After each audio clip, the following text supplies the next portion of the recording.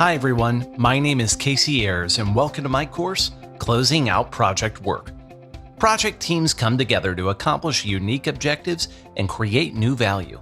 What's more often left unsaid is that projects inevitably come to an end once that work is complete, and managing that period of conclusion is essential to ensuring the hard work done pays off. In this course, you'll learn how to know when project work is complete, and how to validate that project results are acceptable to key stakeholders. Then you'll learn how to transfer the value your team has created onto project beneficiaries in a smooth and efficient fashion. After that, you'll learn why it's important to take time to reflect on what's been accomplished, capture lessons that can benefit your team and organization in the future, and take time to secure those lessons for future use.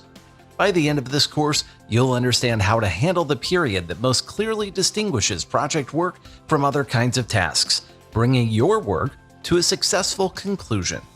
Experience in project environments in some capacity, either as a leader or team member who aspires to lead teams in the future, will help you to best relate to the content we'll discuss.